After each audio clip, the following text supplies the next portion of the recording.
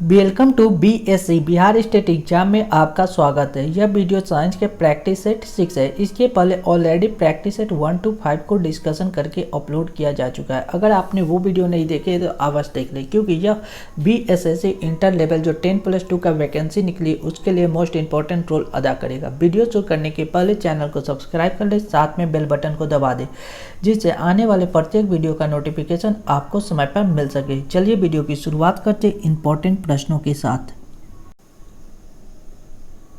पहला प्रश्न है, न्यूटन की गति का पहला नियम जाना जाता है। न्यूटन की गति का जो पहला नियम है उसे जड़त्व के नियम के रूप में जाना जाता है। Option B.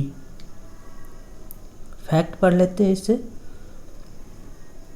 न्यूटन की गति के प्रथम नियम को जड़त्व का नियम भी कहा जाता है। इसके अनुसार प्रत्येक पिंड तब तक अपनी विराम अवस्था अथवा सरल रेखा में एक समान गति की अवस्था में रहता है जब तक कोई बाह्य बल उसे अन्यथा व्यवहार करने के लिए विवश नहीं करता।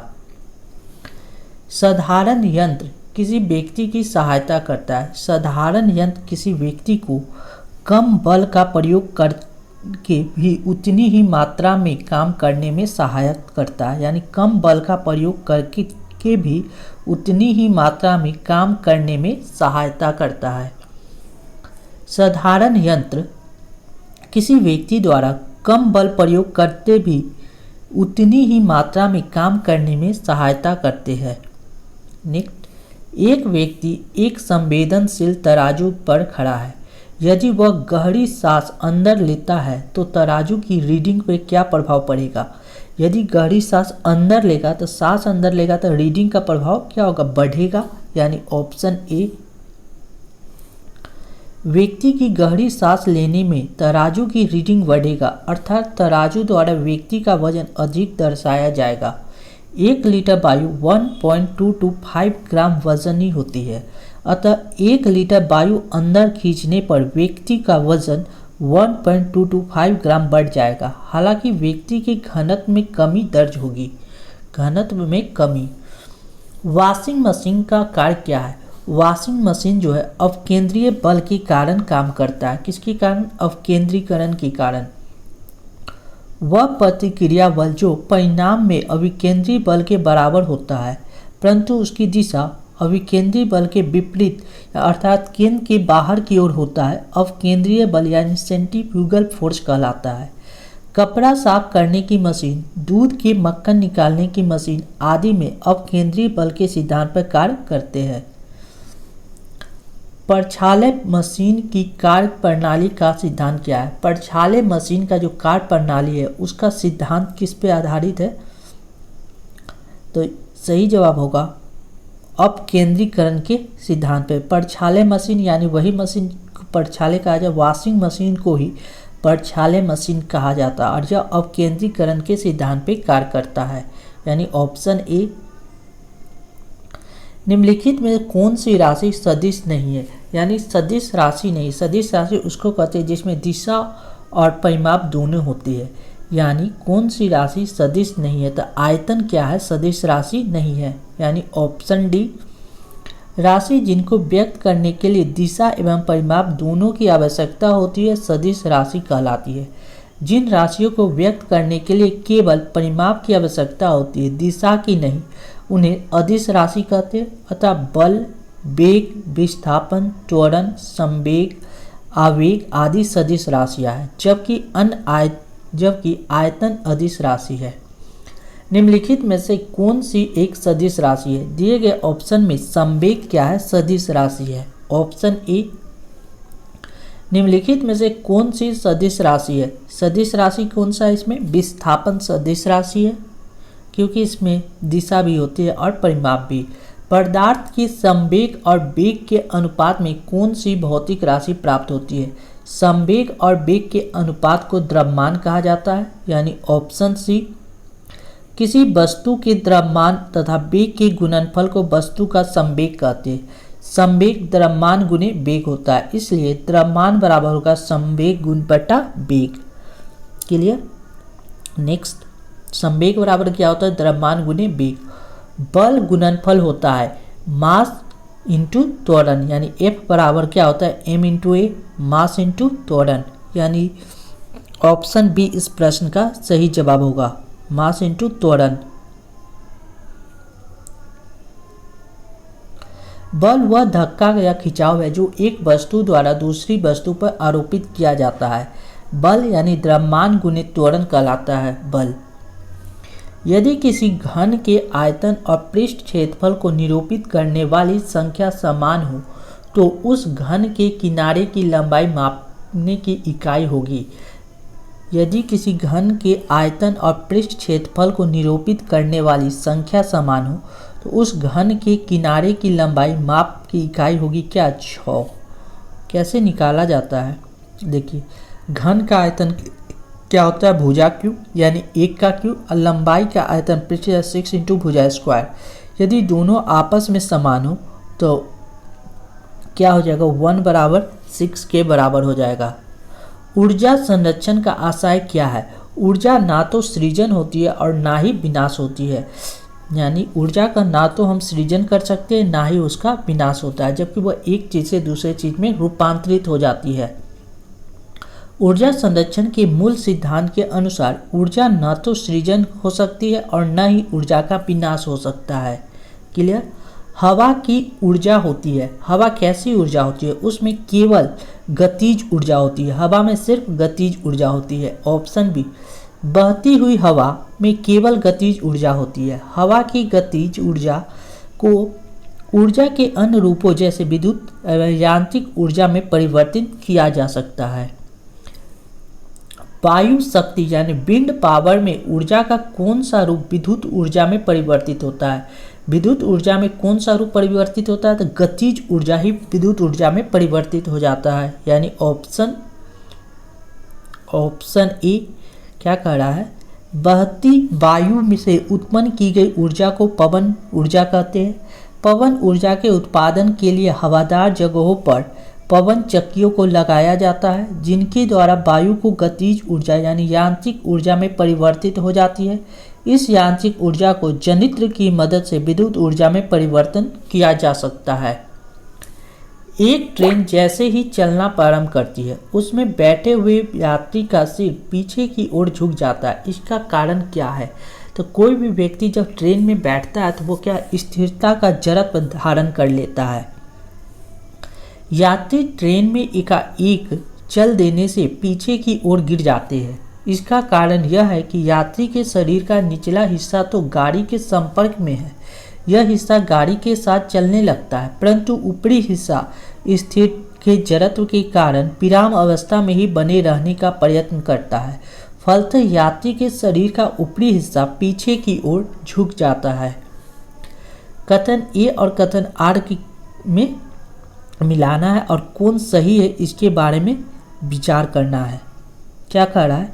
एक पूर्णतः घर्षणहीन पृष्ठ यानी घर्षणहीन पृष्ठ पर खड़ा एक व्यक्ति सीटी बजाने से अपने को गति में ला सकता है। घर्षणहीन पृष्ठ पर अगर कोई व्यक्ति सीटी बजाता है तो वह अपने को गति में ला सकता है। यह बात तो सही है। यदि किसी तंत्र पर कोई बाह्य बल क्रियाशील नहीं है तो इसका संवेग एच परिवर्तन नहीं होगा। यानी संवेग परिवर्तन दोनों सही है, लेकिन इसका यह मतलब नहीं है कि यह एक्सप्लेनेशन कर रहा है कि कोई व्यक्ति सीटी बजाता है तो गति में आ सकता है। यानी आर ए का सही स्पष्टीकरण नहीं है, जबकि दोनों बात अपने में स्वतंत्र रूप से सत्य है। क्या कह रहा है?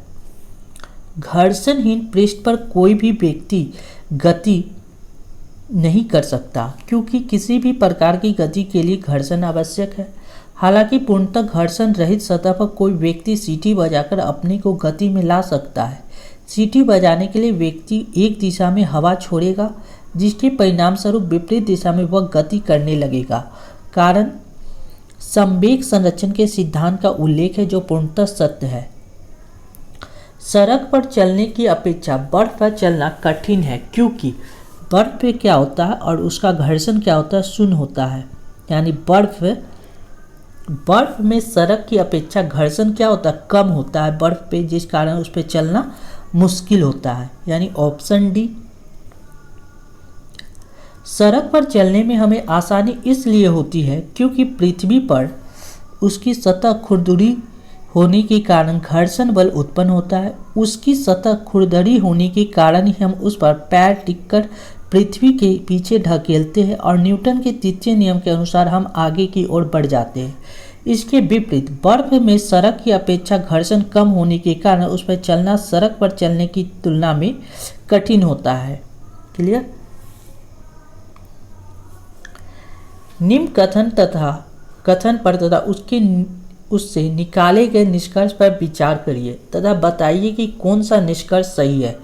भरी हुई गाड़ी को चलाने में उसे चलायान रखने के लिए आवश्यक ताकत की अपेक्षा अधिक ताकत से धक्का देना पड़ता है। क्योंकि एक बार गाड़ी चलने के बाद घर्षण कम होता है, यानी शुरू में घर्षण अधिक होता है जिस कारण उसको बल ज़्यादा लगाना पड़ता है। अगर वह चलने लगता है तो उसमें घर्षण कम महसूस होता है।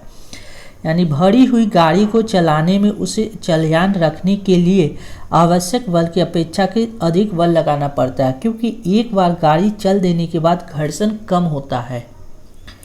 एक मनुष्य स्थिर नाव में 5 मीटर प्रति सेकंड की चाल से कूदा और नाव 0.5 मीटर प्रति सेकंड की चाल से खिसकी। बताए कि नाव के द्रव्यमान मनुष्य के द्रव्यमान का कितना गुना होगा। तो ऐसे 10 गुना होगा, लेकिन इसको एक्सप्लेन किया गया है। देखिए, एक व्यक्ति का द्रव्यमान m है, नाव का द्रव्यमान n। नाव और व्यक्ति का कूदने का पूर्ण संवेग 0 मान लेते हैं।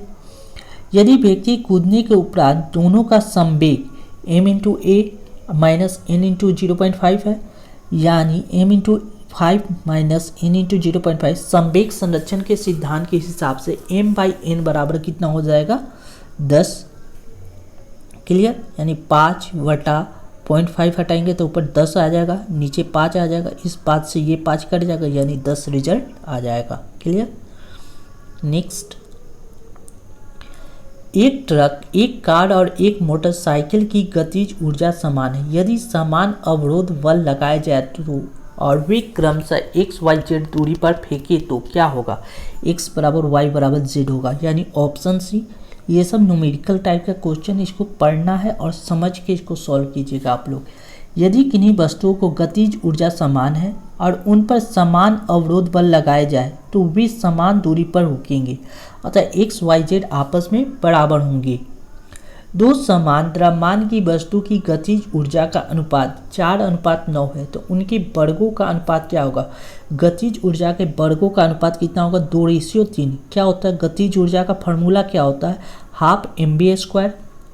ठीक है, और जब उनका रेशियो निकालेंगे, हाफ mv, हाफ से हाफ कट जाएगा, mv² से mv², यानी चाइनीज Q1 बराबर 4/9। और इसको v2², इसको जब सॉल्व करेंगे तो v1/v2 कितना हो जाएगा? 2:3, हाफ mv² के फॉर्मूला पे पुटअप करने पे। एक व्यक्ति कार में जो विराम में बैठा है, सड़क से कार के 4 पहियों में से प्रत्येक पर प्रतिक्रिया R है। जब कार सीधी समतल सड़क पर चलेगी तो अग्र पहियों में प्रत्येक पर प्रतिक्रिया में क्या परिवर्तन होगा? प्रत्येक का प्रतिक्रिया में R कम होगा।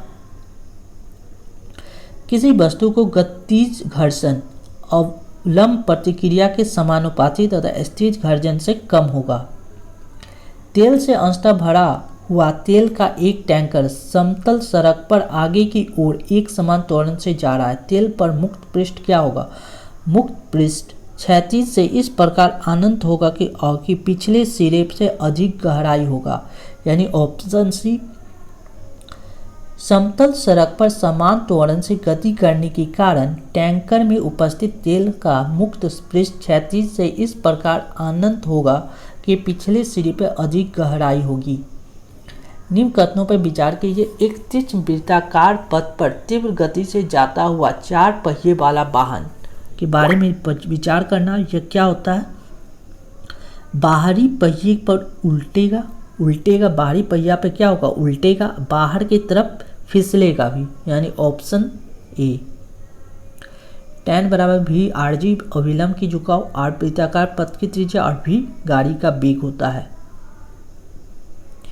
यदि कोई गाड़ी वांछित चाल से सापेक्ष तेज चल रही है तो वह मोड़ पर बाहर की ओर फिसलने लगती है, परंतु तब घर्षण बल भीतर की ओर लगकर अतिरिक्त अभिकेंद्र बल प्रदान कर देता है। एक चिज वृत्ताकार पथ पर बाहर की ओर फिसलेगा और बाहरी पहियों पर उलट जाएगा। त्वरण ज्ञात करने वाला का सही सूत्र क्या होगा? त्वरण A बराबर होता है v minus you by T. त्वरण यदि v बराबर u प्लस ए टी या ए टी बराबर v माइनस यू लिखते हैं तो a बराबर v minus you by T, यानी v कण का अंतिम वेग, u कण का प्रारंभिक वेग, a त्वरण और t समय होता है। क्लियर? अगला वीडियो में हम लोग पढ़ेंगे गुरुत्व के अधीन गति से रिलेटेड इंपॉर्टेंट फैक्ट। चलिए, thank you for watching this video. ऐसे ही इंपॉर्टेंट वीडियो पाने के लिए अपने channel BSc Bihar state exam को सब्सक्राइब कर ले, साथ में बेल बटन को दबा दे, जिससे आने वाले प्रत्येक वीडियो का नोटिफिकेशन आपको समय पर मिल सके। Thank you once again.